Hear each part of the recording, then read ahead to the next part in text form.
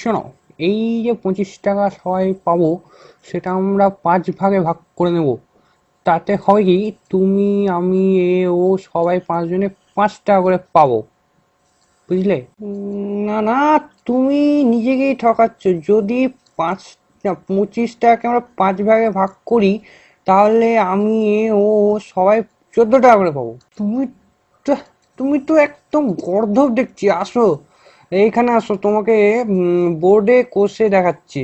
দেখো, এই হলো 25, 25কে ভাগ করলাম 5 দিয়ে, হলো 5। 5 2 যায় না, তাহলে 5 যাবে 25-এ। 5 5 25। না না, একদিনে বুঝছি তোমার কেন বাবা পয়সা খরচ করে পড়াশোনা শিখিয়েছে। দেখো, 5, এই 25কে ভাগ করবো 5 দিয়ে। 5 2 যায় না, একটু 5 তো বাবা 5-এ যায়, তো 5 একে 5 বেঁচে থাকলো 5 0 আর 2 20। তো 5 20 4 5 20, তো হলো না? হ্যাঁ, 25কে 5 ভাগে ভাগ করলাম, 14 পেলাম। কি যে বলো না, দাও তোমাকে আরেক ভালো করে বুঝাচ্ছি। দেখো, এই হলো 5, 5 5 5-এ 25, বুঝলে? এইটুকু পড়া শিখেছো তুমি? হ্যাঁ, এত বছর ধরে পড়ালাম।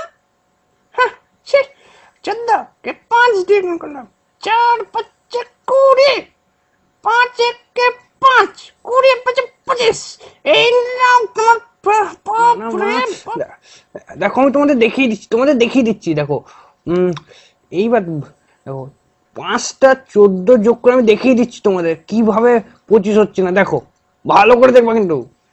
5টা 14 আমি যোগ করব আর 25 হবে না। দেখো, 4 4 8 12 16 20 21 22 23 24 25।